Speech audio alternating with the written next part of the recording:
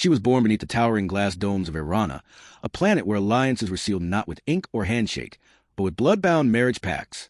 To be born into one of the old houses was to live life like a chess piece. Move at will, bartered away, with no say in which game you were a part of. Yallara knew this well. At 19 cycles, she was told her role. She was to marry Lord Carroll, a man twice her age, cruel and known for breaking his wives into silent, obedient shells. Her mother wept in secret. Her father pretended it was an honor. Her people whispered blessings that sounded like apologies. Yallara could not accept it. The night before the ceremony, draped in silk robes she despised, she slipped out of her family's towering residence. The domes glittered above, keeping the poisonous air of the planet at bay, but she felt like the one suffocating. She had no plan, only the desperate need to run. Her golden skin shimmered faintly in the artificial lights, marking her as unmistakably noble.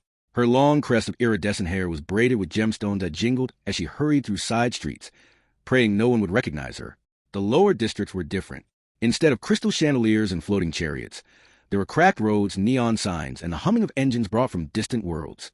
Here, the humans worked. Yallara had heard of them, off-world migrants. Strange creatures who didn't bind their lives with arranged vows, but with choice. Choice. That word had always sounded dangerous and wonderful. And then she saw him. He leaned against a hover taxi, its paint chipped, lights flickering. His uniform jacket was unbuttoned, his sleeves rolled, revealing forearms marked with faint scars. His hair was dark, messy, his eyes sharper than any jewel she had worn. He was eating from a paper packet, looking like he belonged nowhere and everywhere at once. When his gaze lifted, it locked with hers.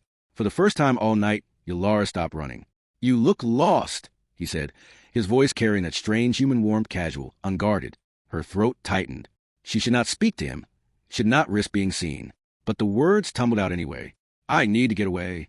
He studied her for a long moment, his eyes flicking to her jewel braid, her silk robes. He wasn't stupid. He knew she wasn't some common traveler. But instead of bowing, instead of questioning, he opened the door of his hover taxi and tilted his head. "Then get in." Her heart hammered. For a heartbeat, she hesitated. Then she climbed inside. The door hissed shut. The vehicle rumbled to life. "Name's Jace," he said, steering them into the glowing arteries of the city. "And you?" Yallara froze. Giving her real name was dangerous. "Lara," she lied. He smirked faintly. "All right, Lara. Where to?" "Anywhere," she whispered. "Just not back there." The hum of the taxi filled the silence as neon lights streaked past the windows. Yalara's breath caught as she realized what she'd done. She had abandoned her duty, her family's pact, the so-called honor. If they found her, punishment would be severe. But for the first time, she felt a faint taste of freedom. Jace didn't press her, didn't demand answers. Instead, he drove through the industrial zones, past the towering air purifiers, out where the domes met the walls of the city. His cab rattled, but it was steady, safe. Finally, he said, "Whoever you're running from, they must be important." Yalara's hands tightened in her lap. "Important to everyone but me." That earned her a glance. A flicker of understanding softened his sharp eyes. "Yeah," he muttered. "I know what that's like." The hours stretched. He took her to places she had never seen. A market where humans bartered with laughter instead of contracts. A food stall where steam rose from spice broth. Children playing in alleys without titles or ranks. Each moment felt stolen, unreal.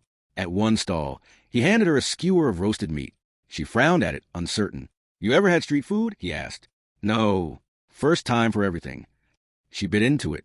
The flavor exploded. Smoky, salty, rich. She let out an involuntary sound, half gasp, half laugh. Jace grinned. "See? World's not all silk robes and cold feasts." Something in her chest loosened. She found herself smiling back.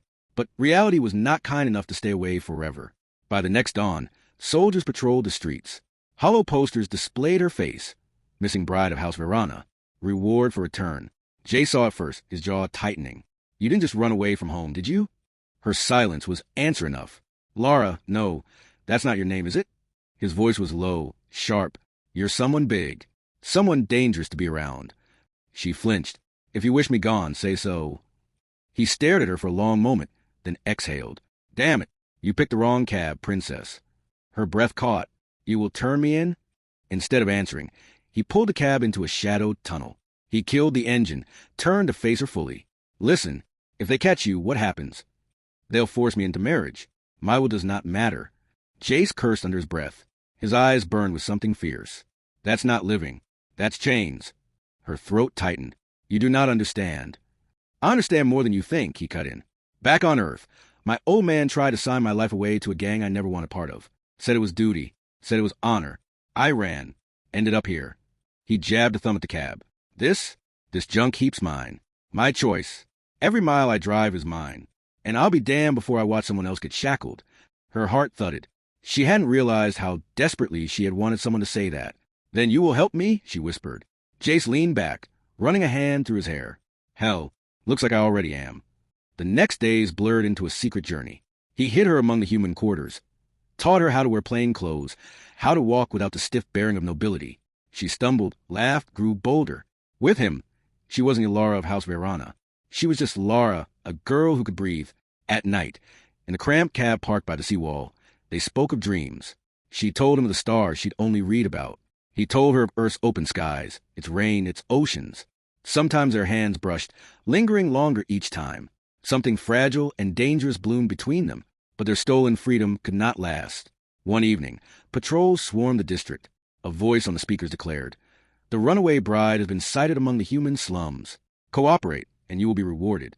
Panic rippled through the streets. Jace grabbed her hand. "We have to go. Now." They raced through alleys, the cab roaring to life once more. Sirens echoed. Drones scanned overhead. Her braid snagged, jewels scattering, but she didn't care. She clung to Jace as the cab burst through barriers, engines screaming. At the edge of the dome, soldiers closed in. Blaster fire lit the night. Yalara's chest heaved. "We are trapped." "No," Jace growled.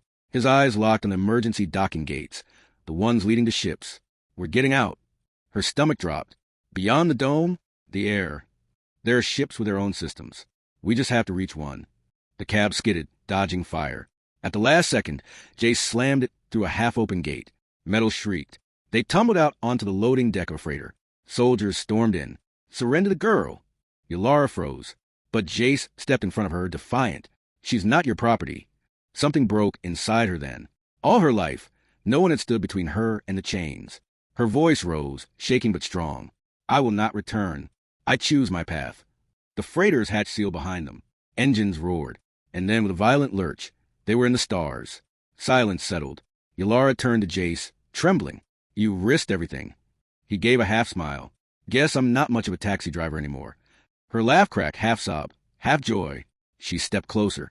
"Then perhaps you are my rescuer." He looked at her, something soft breaking through his rough edges. Or maybe just a guy who couldn't watch someone get caged. Their eyes met. For the first time, Ylara felt the weight of her old life fall away.